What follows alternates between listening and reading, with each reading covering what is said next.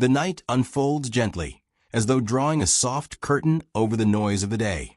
In this stillness, you find yourself drifting into the quiet corridors of a place few people ever imagine visiting. An immense, almost endless archive of declassified government documents, quietly resting in the digital realm. These documents come from what is known as the Black Vault, a project born not from official institutions, but from the persistent dedication of a single researcher who devoted decades to uncovering hidden pieces of history.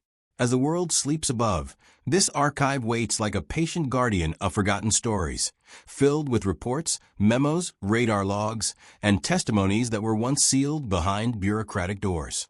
The atmosphere feels weightless, almost serene. There is no urgency here, no pressure to form conclusions or cling to beliefs.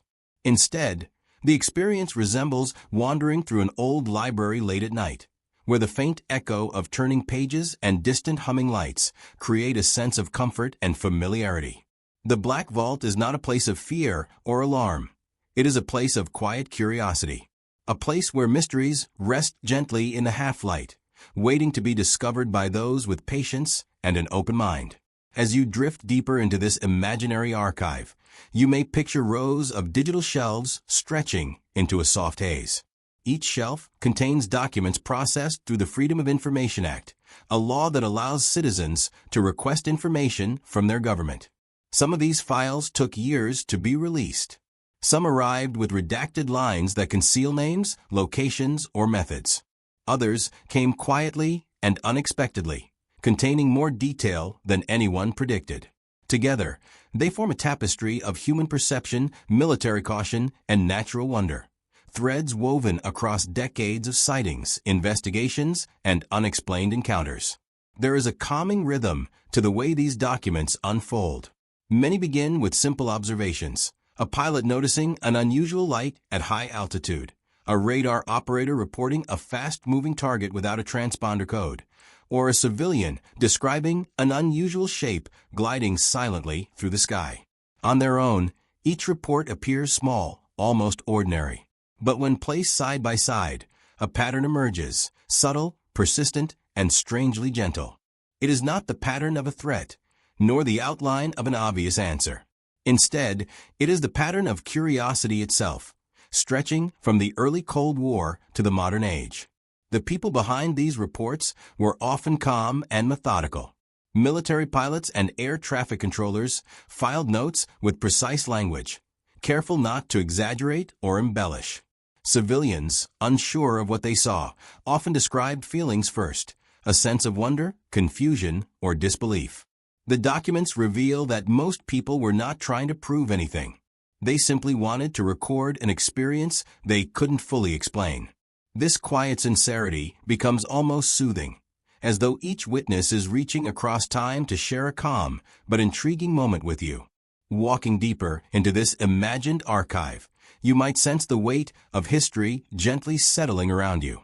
Some of the earliest files come from the 1940s and 1950s, decades marked by rapid technological advancement and lingering wartime tension. Governments around the world watch the skies with both hope and suspicion, unsure of what new inventions might emerge. Against this backdrop, sightings of unusual lights and shapes naturally stirred questions. Intelligence officers wondered whether these objects could belong to foreign adversaries. Scientists considered atmospheric explanations. Pilots debated whether they were witnessing experimental aircraft or optical illusions caused by reflections, weather, or fatigue. Yet even in this uncertain environment, many reports were filed with a calm, almost meditative attention to detail. Observers described movements, shapes, and colors with the same composure you might use to describe a sunset or a passing cloud. That tone carries into the present moment, settling softly around you like a blanket. It reminds you that mystery does not always need to be dramatic or frightening. Sometimes it exists simply as a gentle curiosity, quiet, persistent, and open-ended. The Black Vault itself became a symbol of this calm pursuit of truth. Its founder spent years sending requests, sorting through responses, and uploading documents for the public. Over time, His archive grew into one of the largest collections of declassified UFO-related material accessible to ordinary people. Within its countless pages lies a sense of collective exploration, a reminder that the unknown can bring people together rather than divide them. Whether you approach the subject from a scientific, historical, or philosophical perspective, the documents offer a peaceful invitation to think, reflect, and wonder. As you continue into the dim glow of this imagined digital space, the mysteries inside the Black Vault begin to feel less like puzzles demanding solutions, and more like stories waiting to be gently unfolded. They are stories of quiet nights, distant skies, and fleeting encounters that linger in the minds of those who witness them. They are stories about human perception, technological limits, and the timeless desire to understand what lies beyond the familiar horizon. In this calm environment, your mind can wander freely. You are under no pressure to decide what these phenomena represent. You may allow each idea to drift like a soft cloud across your thoughts. The Black Vault is not a place of conclusions. It is a place of observation, patience, and quiet discovery. As you move through this serene archive, the boundary between curiosity and relaxation dissolves, inviting you into a state where the unknown becomes a gentle companion rather than a source of uncertainty. And here, in this tranquil space, the journey into deeper mysteries begins.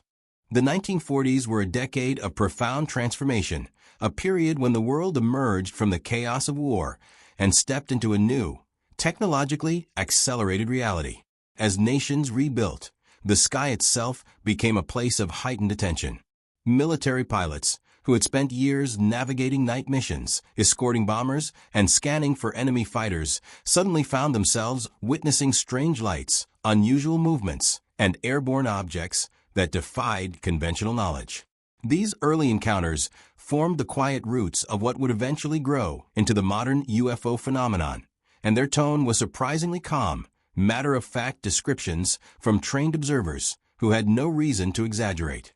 In the stillness of that era, long before social media, sensational headlines, or mass documentaries, these accounts lived only in pilot logs, classified memos, and whispered conversations among officers who had seen too much during the war to be shaken easily. One of the earliest and most intriguing patterns involved what came to be known as Foo Fighters. These glowing orbs and flickering lights appeared during combat missions over Europe and the Pacific, sometimes pacing aircraft with movements that seemed intelligent yet non-threatening. Pilots described them in simple, steady terms: bright spheres, changing colors, following flight paths with smooth precision. They didn't attack and showed no obvious intention. Instead, they behaved almost like curious observers. Intelligence officers initially considered whether they could be some form of advanced enemy technology, perhaps German or Japanese experimental aircraft designed for psychological warfare. Yet the lights never interfered with missions, and no wreckage or captured technology ever emerged after the war. Theories range from ball lightning to visual illusions caused by stress, but none fully explained the consistent descriptions from crews stationed thousands of miles apart. As the wartime atmosphere faded into the cautious optimism of peace, the skies retained their quiet mystery. Radar technology, refined during the war, now offered a new perspective.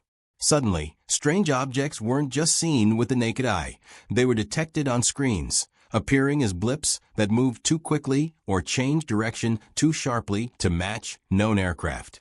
Radar operators learned to distinguish between atmospheric clutter, flock movements, and aircraft signatures. Yet some returns remained baffling. Reports circulated in calm, technical language, noting speeds beyond expected limits or targets disappearing instantly from detection. These were not dramatic Hollywood sightings, but simple observations recorded in the routine rhythm of military communication. In the larger cultural landscape, the public mood was shifting.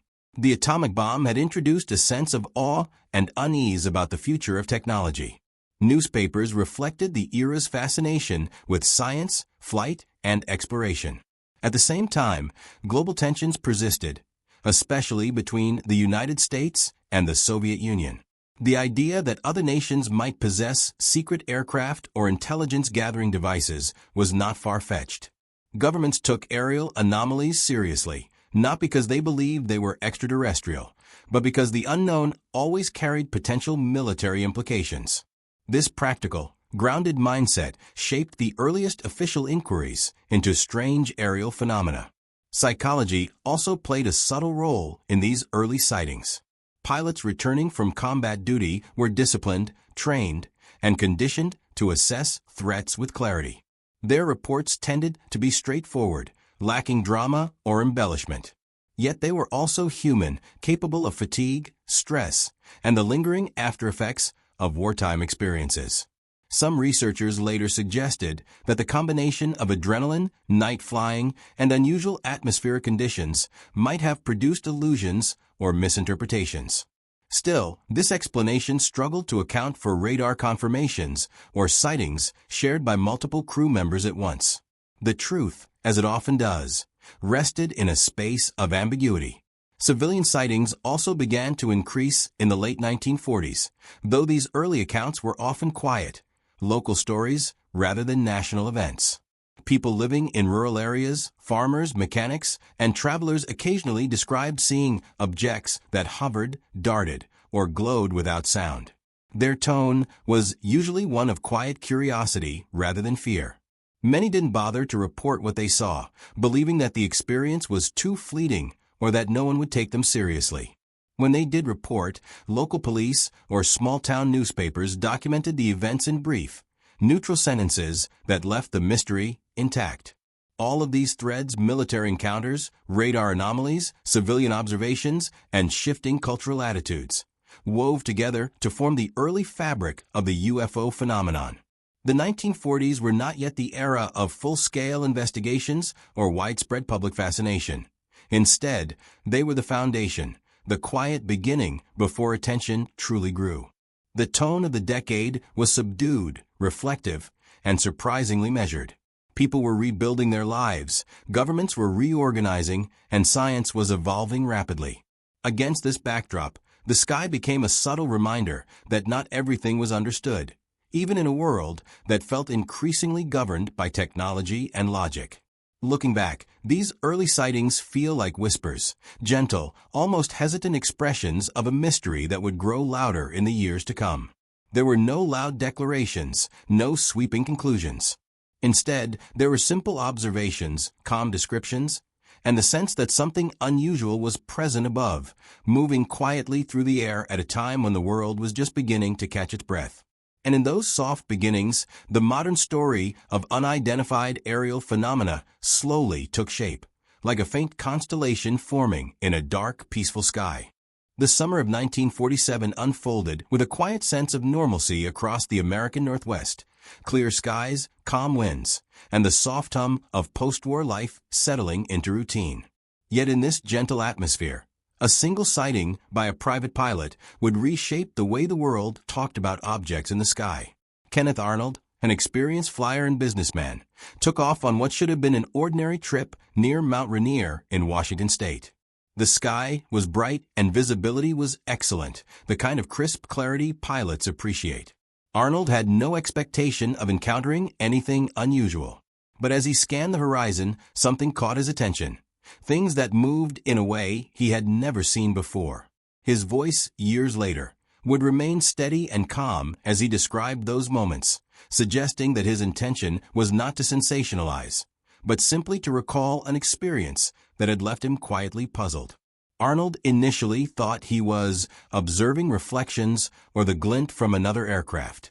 But the objects he saw were solid, structured, and moving with a speed that defied the aviation capabilities of the era. There were 9 of them, traveling in a loose formation, skipping across the sky with motions he likened to a saucer skipping over water. It was this metaphor, meant merely to describe the movement, that became the seed for a cultural term he never intended to create. His description, calm and unembellished, was misinterpreted by early reporters, who seized upon the phrase, flying saucers. Overnight, the metaphor transformed into a literal shape, and a wave of headlines began to spread across the country. The media's involvement created an unexpected ripple effect. Newspapers, competing for attention, amplified Arnold's statement in ways that blurred the line between fact and interpretation. Reporters summarized, simplified, and sometimes altered the phrasing, creating a narrative more dramatic than Arnold himself ever claimed. He never described the objects as circular. He emphasized they were crescent-shaped, almost like boomerangs with a smooth, sweeping form. But once the phrase flying saucer appeared in print, it became permanently embedded in the public imagination. This transformation illustrates an important dynamic: how easily language can shape perception, and how a calm, thoughtful observation can evolve into something far more sensational once filtered through the lens of media storytelling. Behind the scenes, the military took Arnold's sighting seriously. The post-war environment was marked by new geopolitical concerns, particularly with the emergence of the Soviet Union as a technological rival. Any report of unidentified aerial objects, especially those exhibiting advanced maneuverability, was considered potentially significant. Investigators interviewed Arnold, reviewed his statements, and examined possible explanations. Some officials considered whether he had misidentified weather balloons, meteor fragments, or distant aircraft. Others explored whether atmospheric phenomena or reflections from snow-covered peaks could have created optical distortions. Arnold listened to these possibilities, yet remained steady in his recollection. He had flown extensively over the region and was confident in distinguishing reflections from solid objects. Cultural historians later noted that Arnold's sighting emerged at a transitional moment in American society. The country was moving from wartime discipline into civilian optimism, yet scientific curiosity and technological competition remained intense. People were already fascinated by rockets, experimental aircraft, and the early wonderings about space exploration. In this cultural environment, the idea of mysterious objects in the sky resonated deeply, not as a source of fear, but as a symbol of possibility. It tapped into a collective desire to imagine what might exist beyond the boundaries of known science. Yet at the same time, the calm and measured tone of Arnold's own account grounded the story, preventing it from becoming purely fantastical. Psychologists examining eyewitness testimony often highlight Arnold's case as a classic example of how perception interacts with interpretation. Arnold was a trained observer, accustomed to reading sky conditions, distances, and movement patterns. His testimony was consistent, detailed, and not influenced by prior beliefs about extraterrestrial life or unusual aircraft.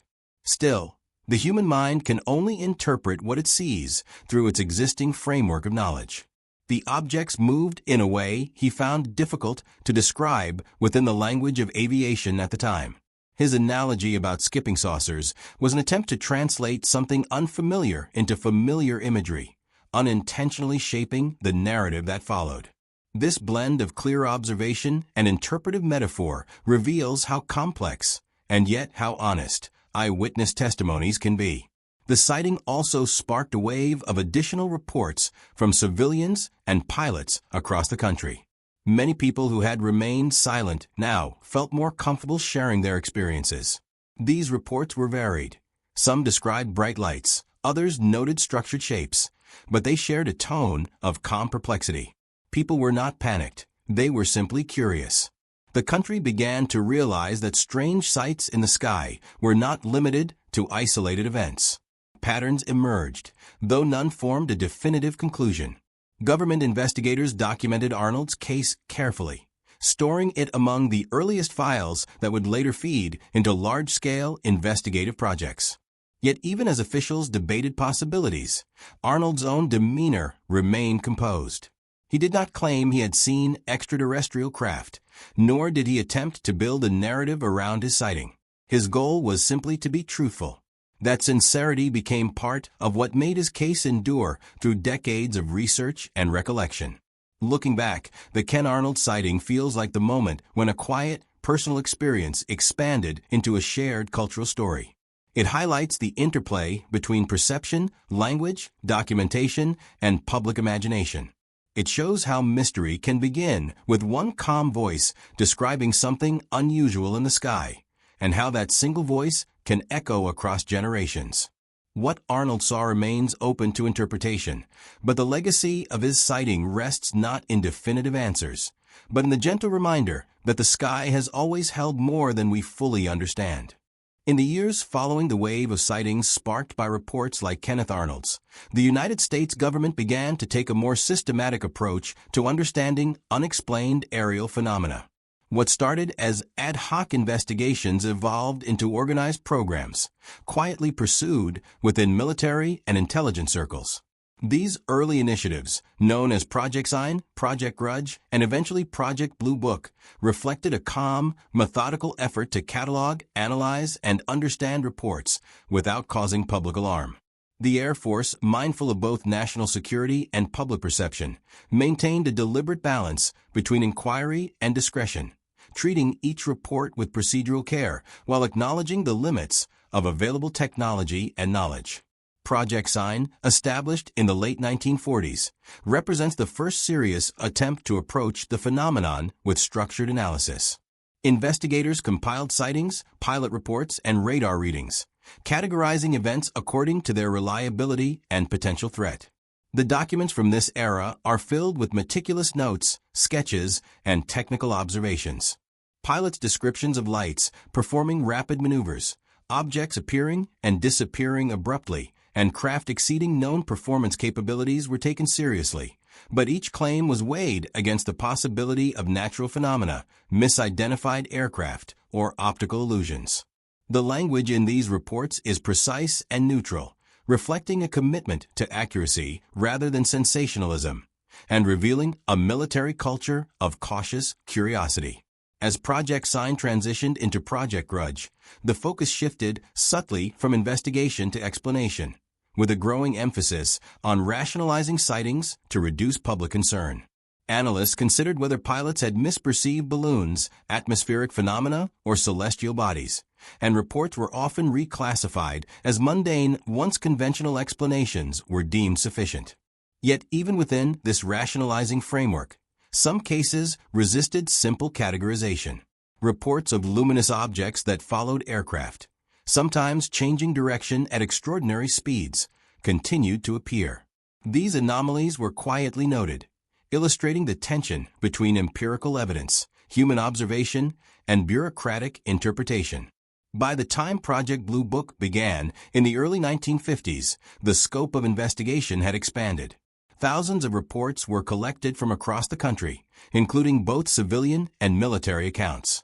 Analysts developed systematic methods for evaluation, considering witness credibility, environmental factors, and corroborative evidence, such as radar or photographic data.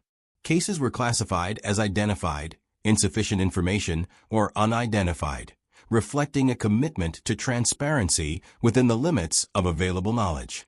Interestingly, even reports deemed unexplained were rarely sensationalized internally. They were treated as data points to be recorded and studied. This procedural tone is evident throughout the Blue Book archives, and it underscores a broader cultural approach. Uncertainty was not cause for panic, but for measured observation. Within these programs, eyewitness accounts were treated with particular care. Pilots, radar operators, and civilians were interviewed multiple times to ensure consistency, and their descriptions were often cross-referenced against flight logs, meteorological data, and known aircraft movements. Analysts noted patterns. Some phenomena appeared near military installations, while others occurred during periods of heightened atmospheric activity. These correlations were recorded calmly and systematically, without jumping to conclusions about extraterrestrial origins. In many ways, the methodology mirrors scientific inquiry. Observe, record, and cautiously interpret, while remaining open to multiple explanations. Psychological considerations were also incorporated into evaluations. Investigators acknowledged that stress, fatigue, and perceptual limitations could influence witness testimony. Pilots flying long hours at high altitudes, often under challenging weather conditions, might misinterpret reflections, lights, or conventional aircraft movements. Similarly, civilians encountering unexpected objects in the sky could describe them with language influenced by imagination or cultural context. Analysts carefully weighed these factors against technical evidence, producing reports that emphasized accuracy and credibility rather than conjecture. While many Project Blue Book cases were ultimately explained through conventional means, a significant portion remained unresolved. Some objects displayed flight characteristics that exceeded known technology. Others appeared on multiple radar systems simultaneously, suggesting real, physical presence rather than optical illusion.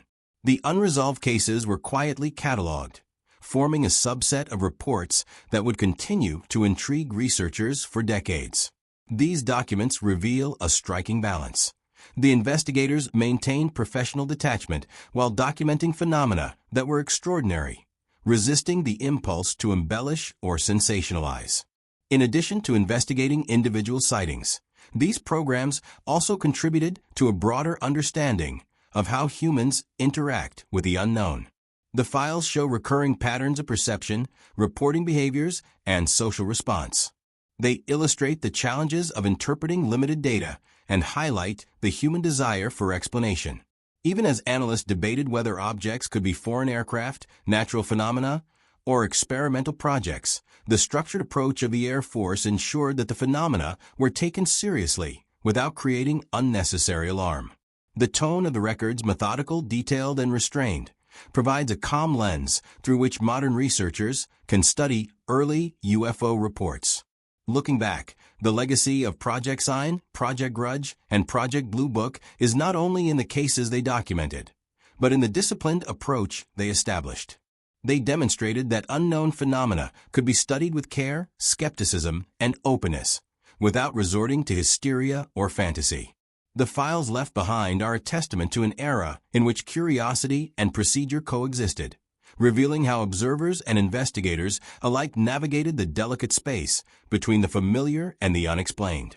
These programs laid the groundwork for future inquiry, reminding us that mystery can be approached thoughtfully, and that even in the absence of full answers, the pursuit of understanding can be both calm and compelling.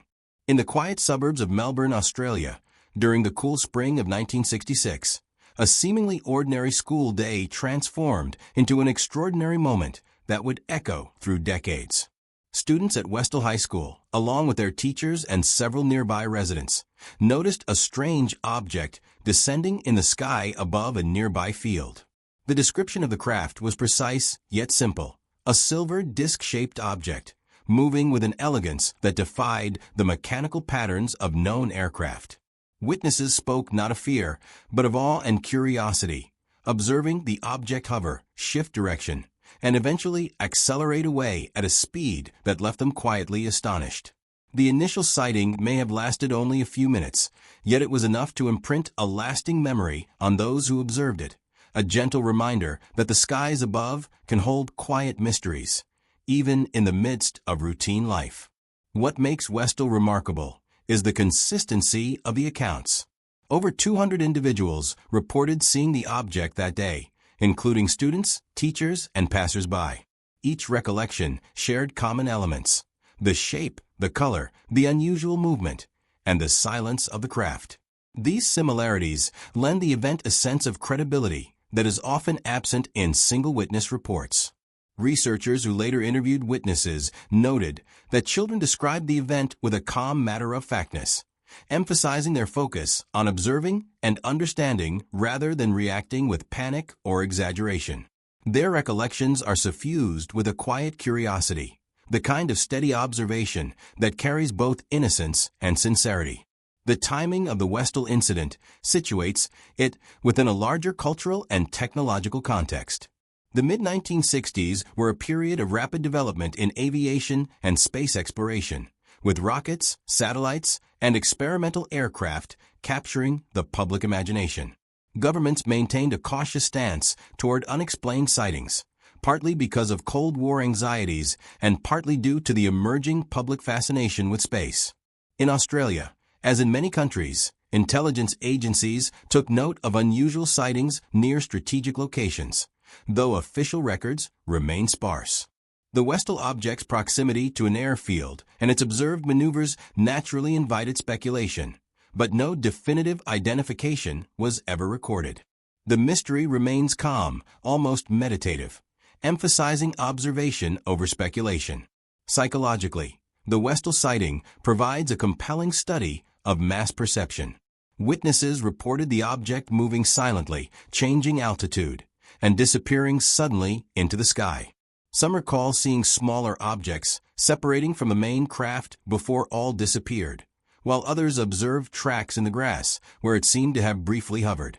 Such mass witness accounts allow researchers to explore not only the phenomenon itself, but also how groups of humans perceive and recall unusual events. The descriptions remain remarkably consistent, suggesting that while individual memory can be fallible, shared experience can produce a stable narrative. In this way, Westall serves as a gentle exploration of human perception, demonstrating the quiet interplay between reality and observation. Following the sighting, the social response was subtle but meaningful. Teachers and staff facilitated calm discussions with students, encouraging careful observation rather than alarm. Local residents, who witnessed the event from nearby roads and yards, described it to journalists and friends, though media coverage at the time was limited and largely understated. There was no frenzy, no public panic, just a community quietly grappling with something unusual, attempting to reconcile it with the familiar patterns of daily life. This calm, measured reaction contributes to the enduring sense of serenity when revisiting the event, allowing it to be considered as a peaceful, reflective mystery rather than a dramatic or frightening spectacle. Alternative explanations for the Westall incident have been explored by researchers over the decades. Some suggest that the craft could have been a weather balloon, an experimental aircraft, or even a meteorological observation device deployed by military or scientific agencies. Others argue for optical illusions caused by lighting, atmospheric conditions, or even misinterpretation of conventional aircraft. Yet these explanations struggle to account for the number of witnesses, the precise movements described, and the object's sudden disappearance. Importantly, no definitive physical evidence was ever produced, leaving the event suspended in a calm ambiguity that invites thought and reflection rather than definitive judgment. The cultural impact of the Westall sighting has grown over time, even if initially it remained largely local and understated. Documentaries, interviews, and historical investigations have revisited the event, preserving the memories of witnesses who remain remarkably composed in recounting their experiences. The narrative emphasizes curiosity and careful observation, a pattern repeated in other mass sightings around the world. It also illustrates how small communities interact with the extraordinary, with reflection, dialogue, and a quiet sense of wonder, rather than sensationalism. The Westall encounter becomes more than an isolated event. It is a lens into human response to the unexplained, a testament to collective perception, and a gentle reminder of the mysteries that float above our everyday existence. Even decades later, those who witnessed the Westall craft speak with calm reverence. They describe the object as beautiful and unusual, but not frightening. The silence of the craft, the grace of its movement, and the shared nature of the experience contribute to its lasting impression.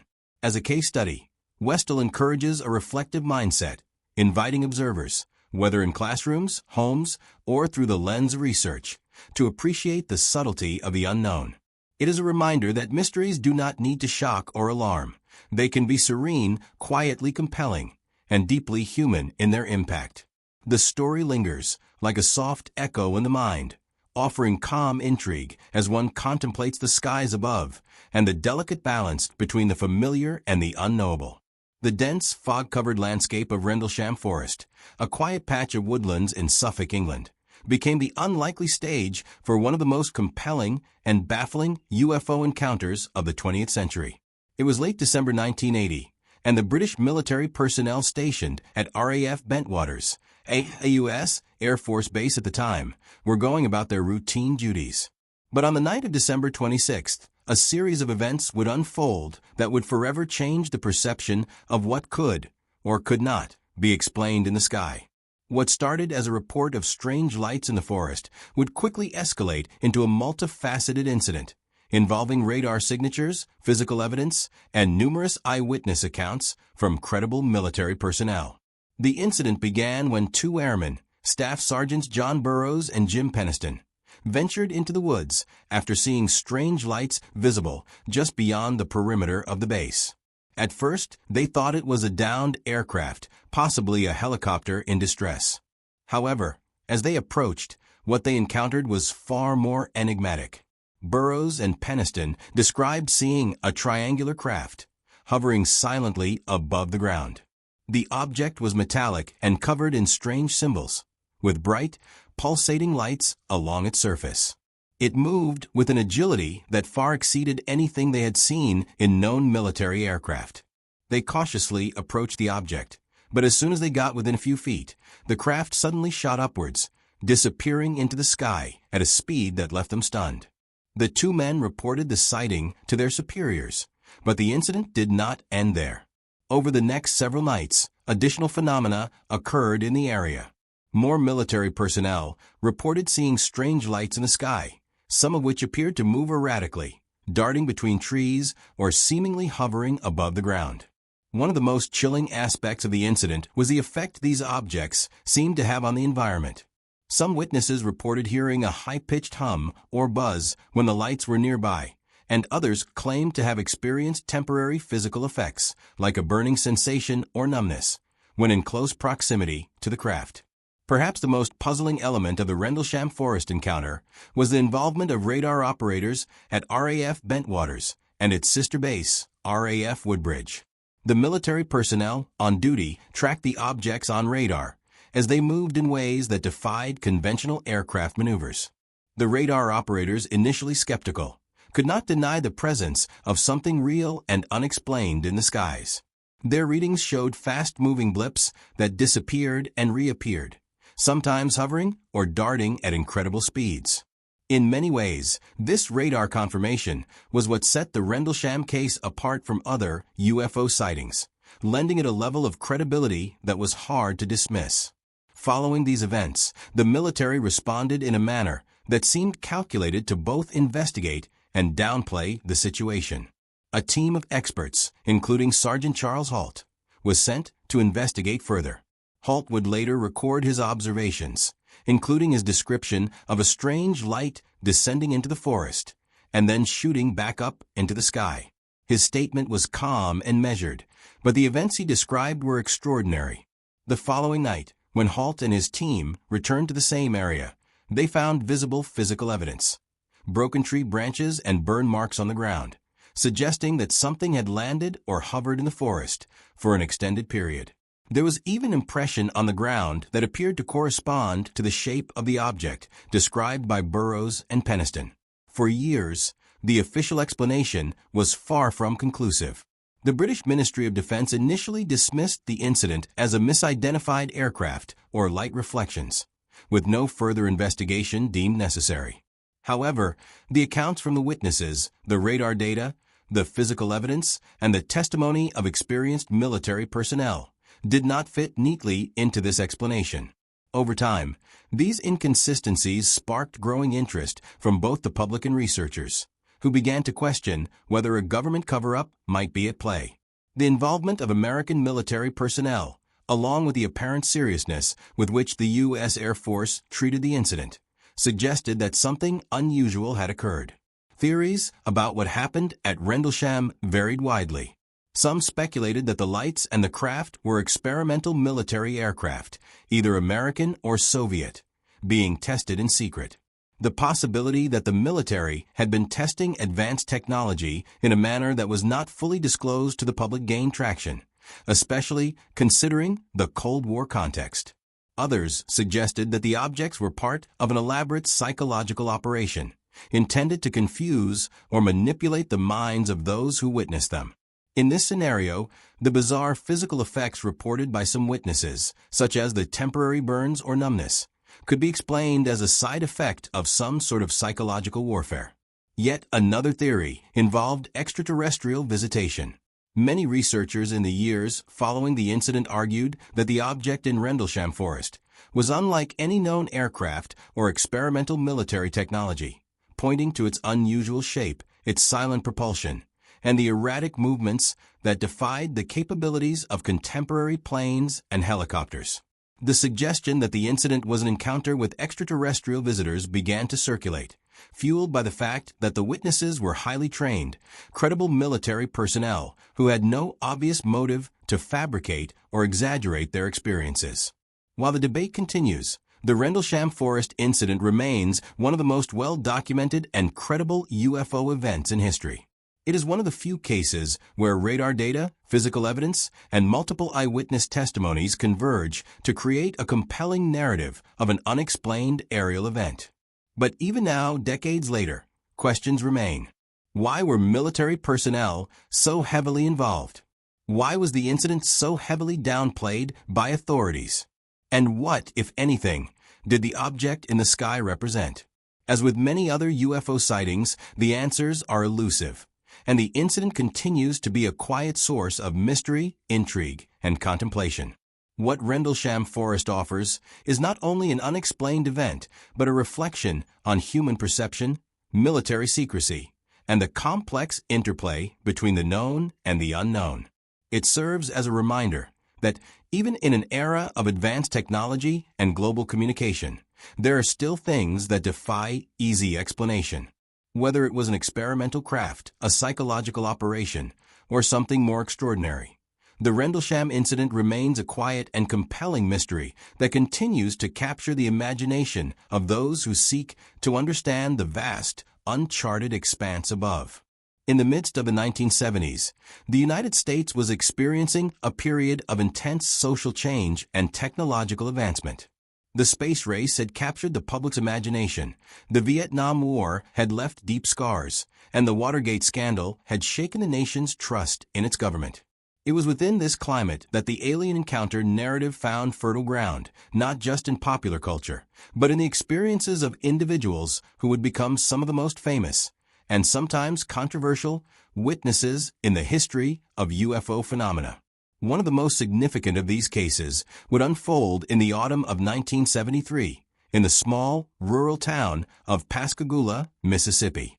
It was here that two men, Charles Hickson and Calvin Parker, would report an experience so extraordinary that it would reverberate through both the UFO community and the media for decades to come. On the evening of October 11, 1973, Hickson and Parker were fishing by the banks of the Pascagoula River, a quiet spot where they often spent their evenings. The night was calm, the water still, with only the faint sound of insects and the occasional rustle of trees in the wind. Suddenly, their peaceful fishing trip was interrupted by a strange, bright light in the sky. At first, the two men assumed it was the light of a boat or perhaps an airplane flying too low. But the object's movements were unlike any aircraft they had ever seen. It hovered silently above them before descending towards the riverbank. What happened next would forever alter the course of their lives. According to their account, the object was shaped like an egg or a peanut, glowing with a bluish-white light. It emitted no sound, and its movements were slow and deliberate, almost as though it was observing them. As it came closer, Hickson and Parker found themselves paralyzed with fear. The light enveloped them, and before they could react, they reported being taken aboard the craft. The details of their experience aboard the UFO are chillingly vivid. Hickson and Parker described encountering three humanoid figures, which they later referred to as robotic or android-like. These beings were humanoid in shape, but their features were starkly alien. Their skin was described as a dull gray, their faces featureless except for slit-like eyes, and their movements were mechanical, almost unnervingly precise. The beings Hickson and Parker reported did not speak to them, but seemed to communicate through telepathic means. The two men were subjected to various medical-like examinations. Hickson reported that a device was inserted into his body, though the procedure was not painful. Parker, in contrast, was too terrified to fully comprehend the experience, but both men were deeply shaken by what had transpired. After what seemed like only a few minutes, they were returned to the riverbank, disoriented but unharmed. The UFO then disappeared into the night sky, leaving them in a stunned silence. After the encounter, Hickson and Parker did what many would consider unthinkable. They went to the local sheriff's office to report what had happened. At the time, they were not aware of the widespread stigma associated with UFO sightings, and they were clearly shaken. The sheriff, understandably skeptical, took their report seriously, but was unable to provide any immediate answers. Hickson and Parker's story, while unique in its detail, was not the only UFO-related report to emerge that year. But the local media, along with investigators from organizations like the National Investigations Committee on Aerial Phenomena, NICAP, began to pay attention. The Pascagoula incident, as it came to be known, would soon attract widespread media coverage, especially when both men underwent lie detector tests. Remarkably, both passed, lending credibility to their accounts in the eyes of many who had initially dismissed them as hoaxes or attention seekers. Over the years, Hickson and Parker's story has remained consistent, and their calm recounting of the events in interviews and documentaries has continued to generate both intrigue and skepticism.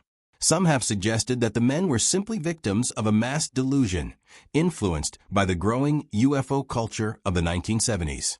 Skeptics have pointed out that their accounts seem to align with typical alien abduction narratives, which were becoming increasingly common during that time. Others argue that the details of the encounter, including the lie detector results, suggest that something extraordinary may have occurred, even if it remains impossible to fully explain. Psychologically, the Pascagoula case highlights the complex ways in which humans process extraordinary experiences. Hickson and Parker, despite the public attention and media frenzy, never wavered in their belief that what they encountered was not of this world. Their testimony reveals how individuals faced with experiences that defy explanation often struggle with the social and personal consequences of speaking out. Both men were burdened by fear of ridicule and alienation, but their unwavering commitment to telling their stories speaks to the depth of their conviction. In many ways, the Pascagoula incident is as much about the psychological toll of the encounter as it is about the event itself. Culturally, the case became a touchstone in the growing phenomenon of alien abduction narratives that would dominate UFO lore in the years to come. Following the release of books, documentaries, and televised reports, the Pascagoula case became part of the broader cultural conversation about extraterrestrial life and government secrecy. It provided a compelling human element to the alien encounter phenomenon. Two ordinary men, caught in an extraordinary event, unwilling to remain silent despite the stigma and skepticism that often accompany such stories. In the decades since, the Pascagoula incident has remained a touchstone in UFO studies, both because of its details and its broader implications. It is a case that straddles the line between public skepticism and profound mystery, with few clear answers emerging. The encounter remains a part of the quiet, ongoing narrative of UFO sightings that stretches back decades. Whether it was an alien encounter, a psychological event, or something else entirely, the Pascagoula case serves as a reminder that not all stories have clear or simple explanations. What Hickson and Parker experienced on that night in 1973 remains an open question, lingering in the space between belief and doubt, reality and mystery. The Pascagoula encounter, like many others before it, continues to invite curiosity and reflection, leaving a mark on those who are willing to consider the unknown with an open, though cautious mind. The 1990s marked a shift in the way the world viewed UFO phenomena. No longer were sightings relegated to fringe groups or isolated incidents that could easily be dismissed. The proliferation of the internet, the rise of conspiracy theories, and the growing media coverage of UFOs and extraterrestrial life led to a broader cultural awareness of unexplained aerial phenomena. This period also witnessed the evolution of the idea of the alien abduction narrative, which had gained a foothold in UFO lore in the late 20th century. Among the most prominent cases to capture public attention during this time was the story of the Phoenix Lights, an event that not only garnered widespread media attention, but also sparked a public discussion about the nature of UFO encounters, government transparency, and the role of eyewitness testimony in validating extraordinary claims. On the evening of March 13, 1997, thousands of people across the state of Arizona, particularly in the Phoenix metropolitan area, witnessed a series of strange lights in the sky.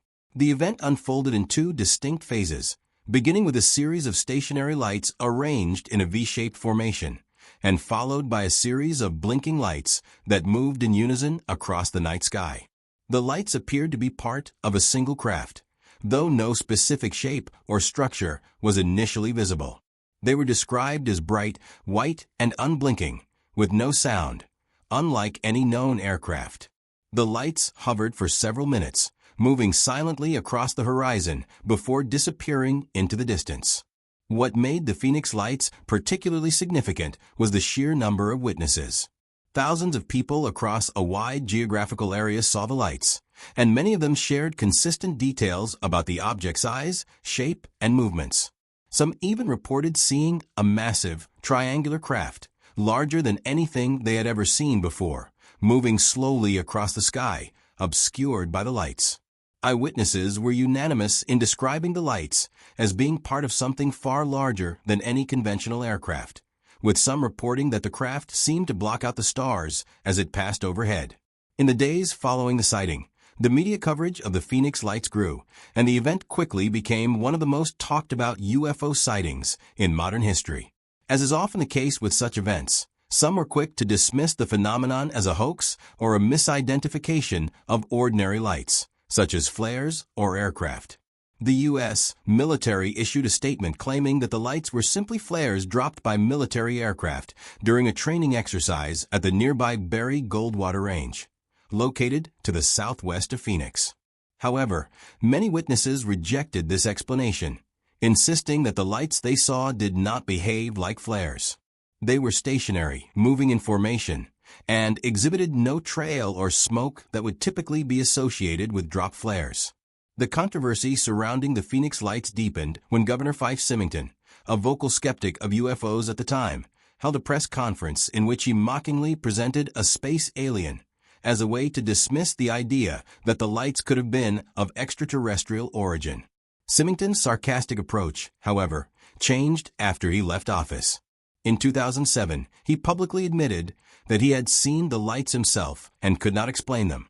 His reversal added weight to the credibility of the witnesses and fueled further speculation about the nature of the phenomenon. The psychological and cultural impact of the Phoenix Lights event cannot be understated. In the years following the sighting, the incident became a defining moment for UFO enthusiasts and skeptics alike.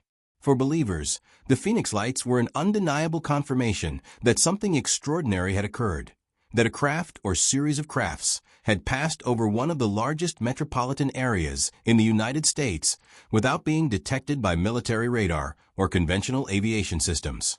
For skeptics, the event was merely the result of an understandable misidentification of flares, a phenomenon that has been seen before in military exercises, but was inexplicably amplified by a public eager to sensationalize the unknown. Yet, the controversy surrounding the Phoenix Lights highlights a deeper, more complex question. How do we, as a society, engage with the unknown? How do we interpret events that are witnessed by thousands, when our cultural frameworks and scientific paradigms offer no ready answers? What does it mean when entire communities are united by an experience that cannot be easily explained or dismissed? The Phoenix Lights were not an isolated incident. They were part of a larger pattern of UFO sightings that, over the years, have involved everything from strange lights in the sky to encounters with strange craft. What made the Phoenix Lights particularly impactful was that they occurred in an era of mass media, where stories of UFOs and alien encounters were reaching new audiences, and public perception of the phenomenon was shifting. The incident also brought into focus the role of government agencies in handling such events. The official narrative of the Phoenix Lights, that they were merely flares dropped by the military, was met with skepticism from many witnesses who felt their accounts were being dismissed. The lack of an official, comprehensive investigation into the event led to widespread frustration among the public, who were left with only the testimony of thousands of witnesses and conflicting government statements. The Phoenix Lights case exemplified the tension between official explanations and the lived reality of those who experienced the event firsthand. From a psychological perspective, the event triggered a variety of responses in those who witnessed it. Some felt a sense of awe and wonder, believing they had seen something beyond human understanding.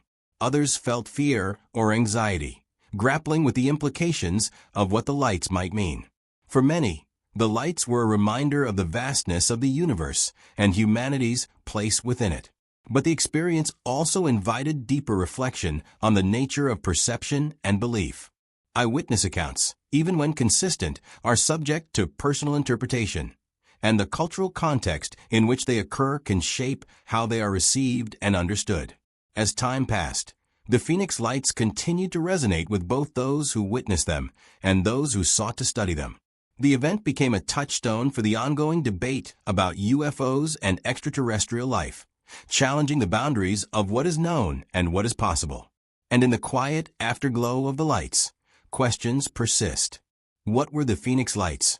Were they truly extraterrestrial in nature, or were they the result of military exercises, misidentifications, or other more terrestrial explanations? The mystery of the Phoenix Lights remains unsolved, leaving us with a quiet reminder of the mysteries that linger just beyond the edge of human understanding, inviting both skepticism and wonder. As the new millennium began, the question of what was happening in the skies above seemed more urgent than ever.